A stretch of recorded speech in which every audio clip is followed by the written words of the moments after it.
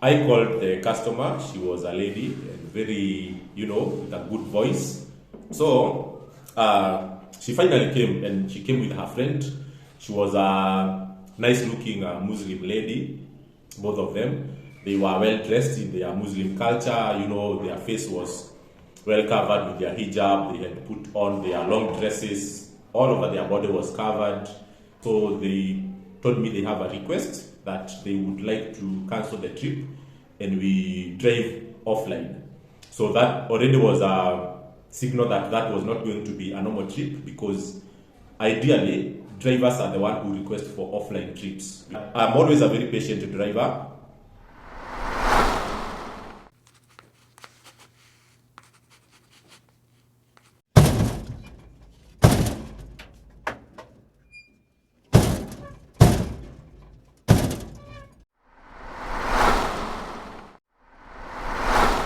So hello my followers, I want to say a big thank you for being loyal members of my channel.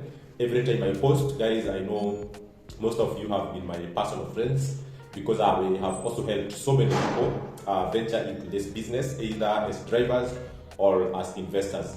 But every day I'm trying to be creative to see how can I become more informative, how can I give you more insights into this business, also as a general public.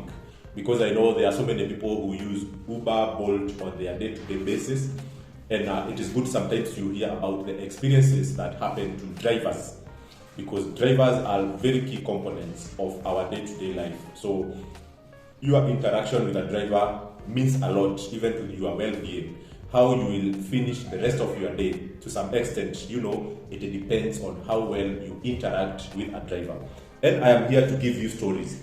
So I am going to start a series, with several episodes, and I will give you some real life experiences that I have had with good and bad customers, with good and bad passengers, with good and bad riders. All those are names that we call people whom we drive around the city.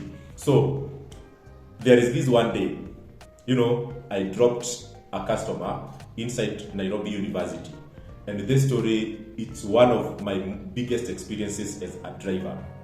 You cannot believe what drivers witness. You just see driver walking around or driving around their cars. You don't know who they are picking and who they are dropping. And in this episode, it is not comedy. It is pure, real life experience. These are things I have witnessed with my own eyes.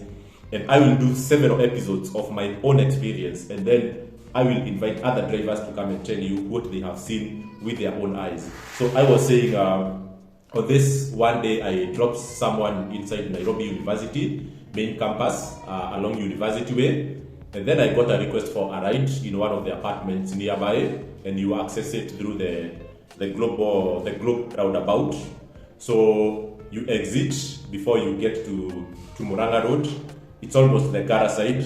So I received the request, then I accepted. I drove to the pickup location within less than 2 minutes. I called the customer. She was a lady and very, with a good voice. So I notified the rider that I have arrived at the pickup location, and she kept me waiting for like 10 minutes. Normal time for waiting should be less than 4 minutes.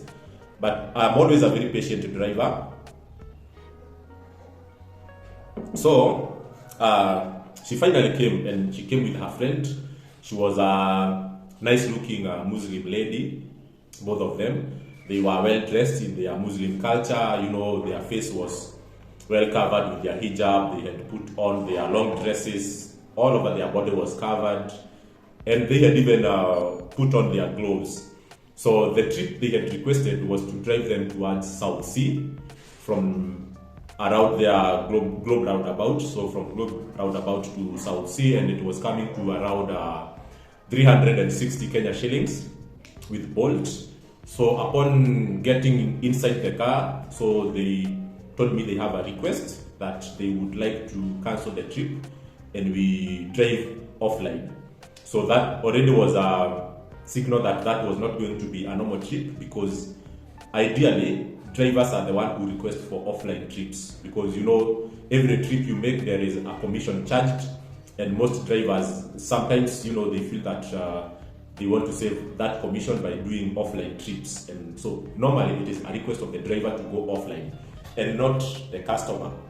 So the customer told me, let us close this app and we do the trip offline, because actually I am not going where I requested with my friend, and we want us to go to a different location. And I did not want to lose that trip. And fast forward, we ended the trip, and she told me she wants me to drive her towards a toy market that is along Gong Road, just past the Greenhouse Mall. So we went up to there. She told me they want to do some shopping. So I wait for them for like 30 minutes. So I did that. I dropped them there. They were ladies I could trust, because there are people you see sometimes they want to run away without paying. So what they did is that they left all their handbags in the car. I parked at a petrol station nearby. There is Shell petrol station near Toy Market along Gong Road. So I parked there and I kept my eyes on their activities. So they were walking around there shopping for boots. They bought some nice shorts, some good tops. So after 30 minutes, they kept their words. They came back to the car, and then they told me now I get ready to the final destination. But then they needed to now change their clothes. They had to put down all their casual clothes that had fully covered their bodies, and they did not have a place to change their clothes. So they told me that they're gonna do that while at the back seat of the car. But my car was not very tinted, but they didn't care. They said as long as we are on the move, they will do that. So that was welcome. As long as you will pay at the end of the trip, you can do anything you want as long as you are not spoiling my car. So the ladies, they started changing clothes, and then our final destination was towards James Geshuru Road. There is a very, very big party joint, a club there, and these ladies actually wanted to go there for clubbing. So what they did, they changed their clothes while we were driving now along James Geshuru. Before we got to the destination, they had put on their shorts and they were looking almost half naked. So they removed all their traditional clothes and they put on party clothes. And guys, these people were trying to hide their identity from maybe their parents, because from the look of things, they were young ladies, maybe an estimate of between 21 to 24 years maximum. So probably still in campus and under the budget of their parents. Hopefully maybe they are being funded by their parents. So I arrived to the destination before they were completely ready. So they had to spend like another 15 more minutes inside the car putting on makeup, doing their hair. And then when I dropped them there, nobody could tell that these were girls of the Muslim cultural background. Nobody could identify them from where they were coming from on that day. If they left their parents at home, I'm telling you, their parents could not even recognize them at that point. So they told me to really not tell anyone, because they thought maybe I noticed where they are coming from, their house. So they told me to keep that secret. And actually they paid me a lot of money, more than 4 times the initial amount. A trip that ideally could have costed them like 800 full round trip. They paid me 2,500. And they gave me a deal for the evening. They told me in the evening, please come, pick us and drop us back home. But remember, the process will still be the same. So we'll get into your car with our party attire, and then we'll need to put back our casual clothes inside your car. Whether you are watching us or not, we don't care. But this is, you have to give yourself freedom. So that to me, really, it was a big exposure that, people are different from what they portray from the outside.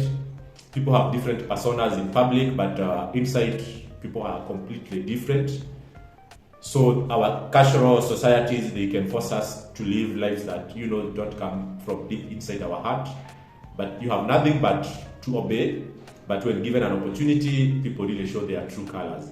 So that for me was a big discovery that, when you drop people and pick them, you drop and pick two different characters. You can pick a goat and drop a hyena, you can pick a hyena and drop a goat. Same person, but two different scenarios, they will behave differently. So yeah, that is my first episode of the Uber Driver Chronicles. I will be preparing a second one very soon. I hope, guys, you are going to learn a lot of things. And I have so many stories, guys. That one is not even interesting, it is not catchy. So keep it here because I will show you more. So we look forward to the next episode. And guys, if you have something you experienced as a driver, just drop a comment. I will look for you. Then you will come here and share your experience. This is not Joro or Uber. This is not comedy. It is real life experience and chronicles and everything that our drivers who do taxi go through on day-to-day basis. Okay? Keep it here and subscribe. Bye-bye.